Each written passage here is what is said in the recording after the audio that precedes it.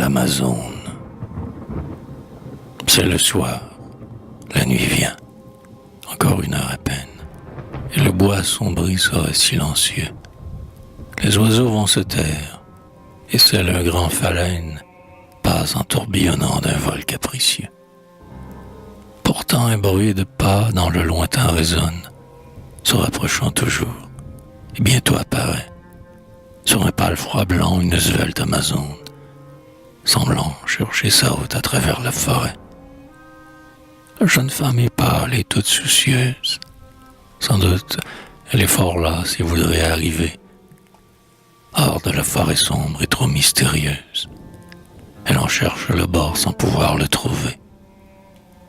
Les grands arbres, aux troncs tout revêtus de lierre, se succèdent sans fin et toujours plus serrés.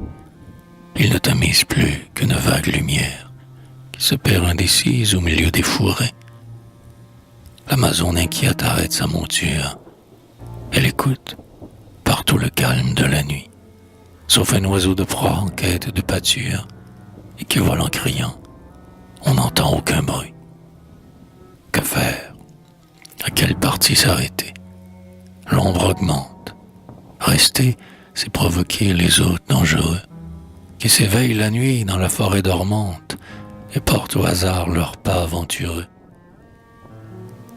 À chaque instant, hélas, du fond de la chenée, peut surgir affamé, soit un ours, soit un loup.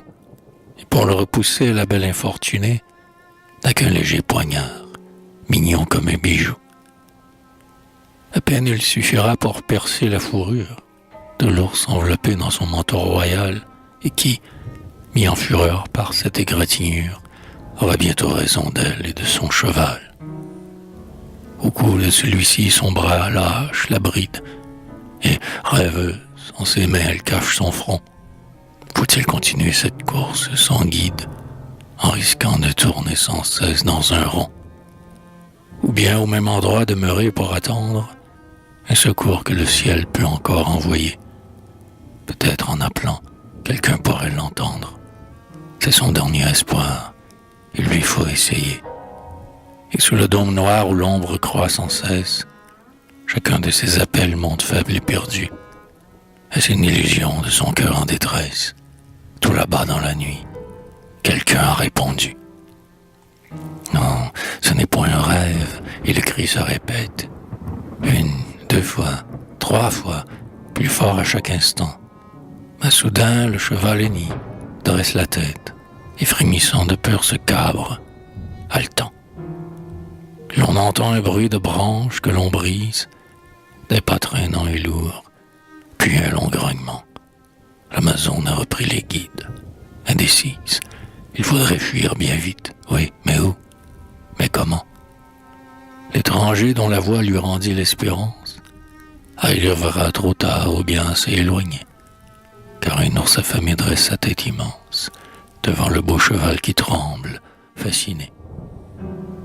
Rapide, l'inconnu a quitté sa monture et la force a resté entre elle et l'assaillant. Le ciel dans la forêt découpe une échancrure où la lune a glissé son disque scintillant.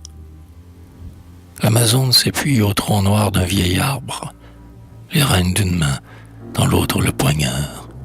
Son beau visage a pris une pâleur de marbre, un feu sombre et farouche anime son regard.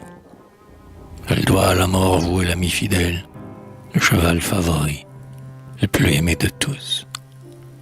Rien ne peut le sauver, il va tomber pour elle, l'intelligent coursier si rapide et si doux. Mais soudain, l'ours s'arrête.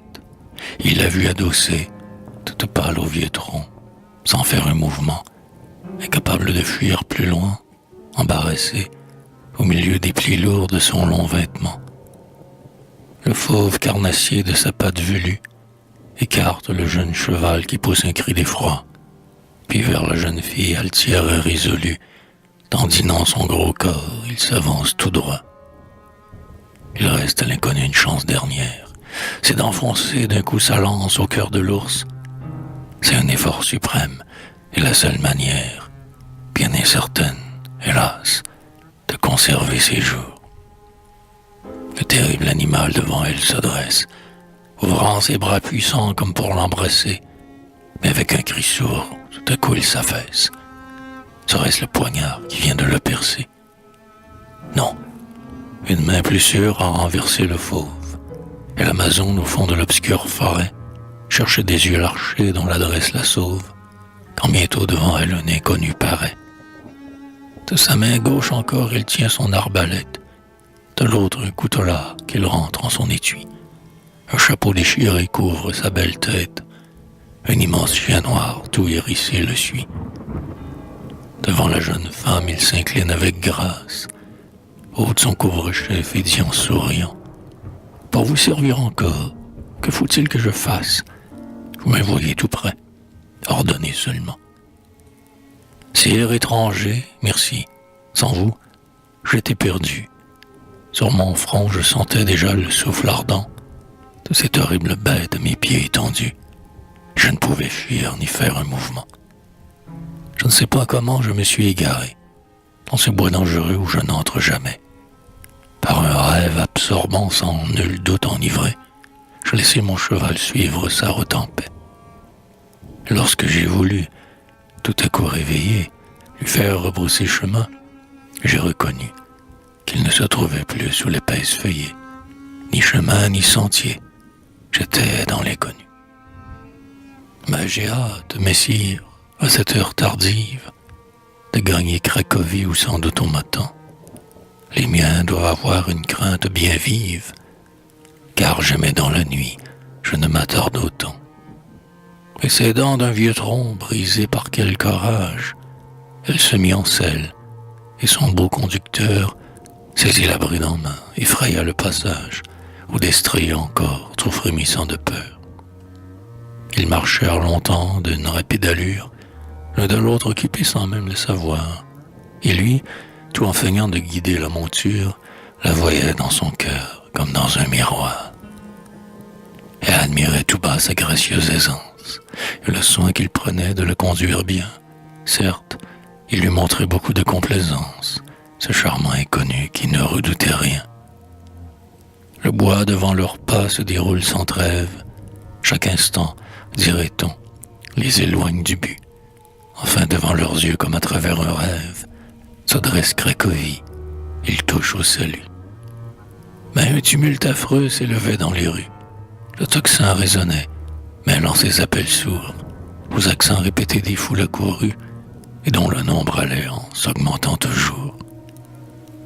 Lancés au grand galop à travers la campagne, des cavaliers passaient en jetant de longs cris. L'inconnu se tourna vers sa belle compagne. « Pourquoi donc tout ce bruit ?» demanda-t-il surpris. L'Amazone sourit. « On me cherche, dit-elle. Laissez-moi vite aller. » L'étranger s'arrêta. On ne pourrait chercher de la sorte que celle dont le peuple est l'esclave. « Ah, vous êtes Wanda. »« Oui, messire étranger, je suis Wanda, la reine, qui sans vous périssait seule au milieu des bois. Mais je dois vous quitter.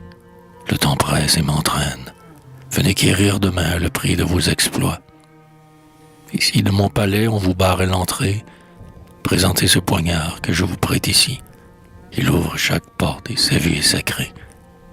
Et maintenant, adieu, beau Seigneur, et merci. » Il la vit s'éloigner, rapide et gracieuse, du geste et de la voix enlevant son cheval. Un long appel sortit de la foule anxieuse.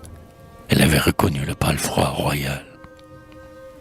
Puis il vit, le cœur plein d'une douleur muette, le peuple en un élan qu'on eût pu retenir, s'agenouiller devant la haute silhouette de la reine à cheval qui semblait le bénir.